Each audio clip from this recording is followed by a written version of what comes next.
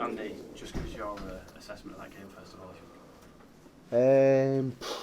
Yeah, team low on confidence. I think that was evident. Tried to get the boys, off the canvas after obviously what's gone on this week. But in the heat of battle, unfortunately, we come up with some, poor decisions on last tackle play, some poor decisions to try and offload when we should be just taking the tackle.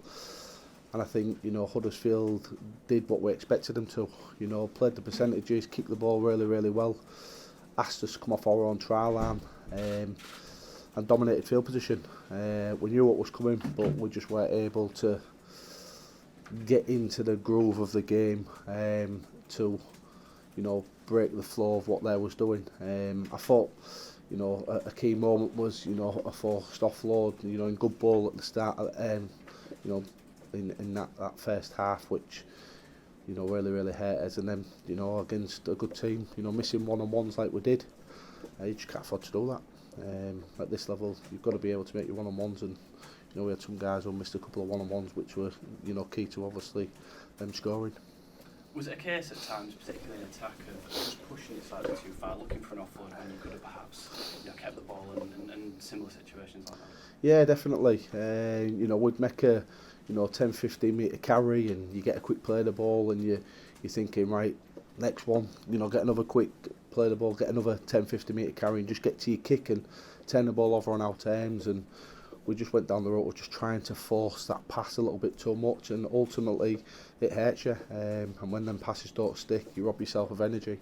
And we did that, a couple of times tonight. So yeah, it's really disappointing.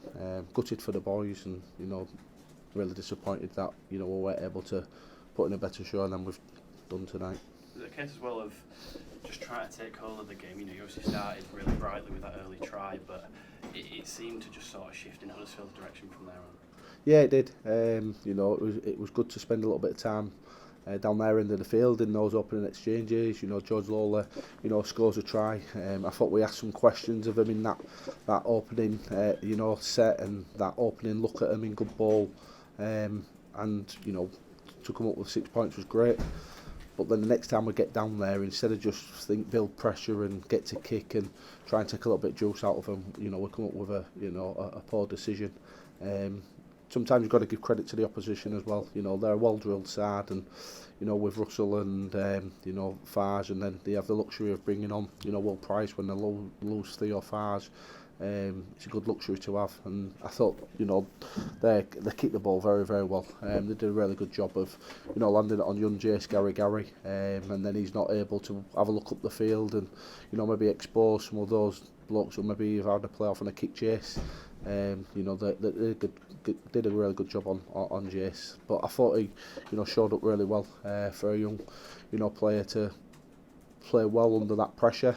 And come up with some big plays for us defensively. That'll stand him in good stead moving forward. Another one of the young players as well, Jack Baldwin, shifted to full back. How do you think he went there? Yeah, he did okay. Full back's a specialist position. Obviously, he spent a little bit of time there at Leeds, and he's done a little bit of time, in the pre-season, in that full back position for us. They've got a good kick chase. Brody probably needs a little bit of more space, to be telling on those kick return plays. But he's a really, really good kid, real good pro, and it'll be better for obviously the experience. Do some bits in there, but he knows he probably needs to do a little bit better. But I think the team, generally, we all need to be better, me included. Was Alex Sutcliffe to HIA when he went on? Yeah, HIA. So we'll see Sutty against Leeds on Thursday as we play them. So another short turnaround. We'll have to have a good look at it on video, try and pick the bits out of it that we need to try and have maximum impact in terms of performance for Thursday. And just lastly from me, you mentioned at the start about it's a team low on confidence at the minute. How do you go about improving that over the next few days with that short turnaround? It's just about how we go about reviewing it, being selective with what we say and how we say it. The guys are already a little bit, low on confidence, like I say. We can't hit them over the head too much. We need to make sure that we pick out some of the positives in that game, albeit there weren't many. But but I think the big thing is the players know that they have to be better, they have to work a little bit harder, and when you're in a battle, the biggest thing you've got to do, you've got to stick together, and I think what's really important for us as a group is that we stick together and work our way out of this. Is it a bigger job than you expected? I know it's only a few days into it, but on the back of that, you see the crowd's reaction as well. Yeah, I didn't hear obviously the Castleford crowd's reaction because I was right above the Huddersfield crowd who was making a lot of noise, and I was thankful for the cowbell. You know, they'll be disappointed, the supporters. You know, they deserve far better than what they saw tonight. They deserve a team that, you know, competes hard for the full 80 minutes rather than, you know, doing it in fits and starts. But we will be working hard. You know, I've got confidence in that group of players.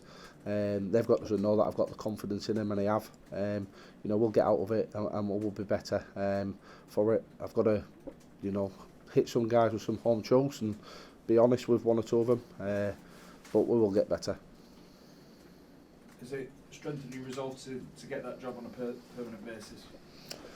I've always wanted to be a head coach. You know, I've made no secret of the fact that I want to be a head coach. It is a tough job.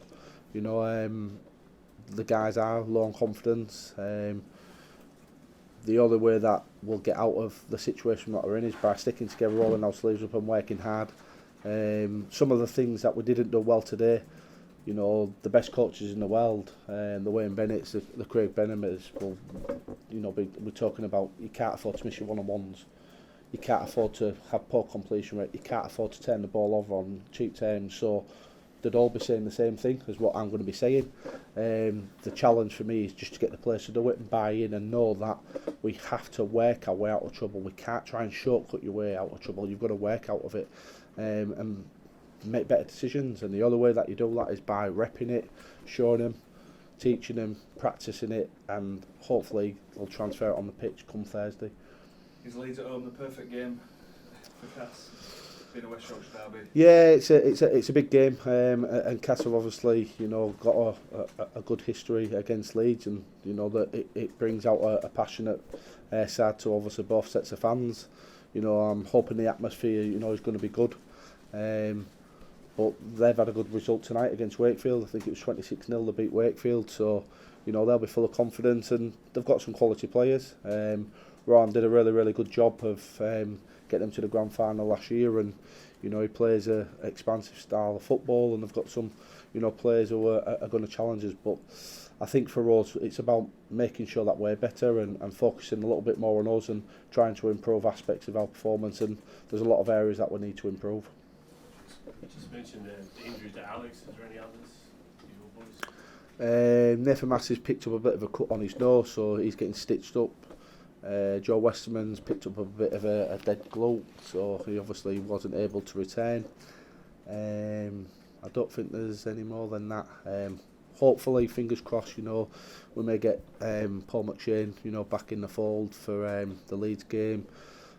George Griffin and Beretta Freemore, but you know we'll have to see. Short turnaround, obviously it was a little bit too much for him to be able to play this week.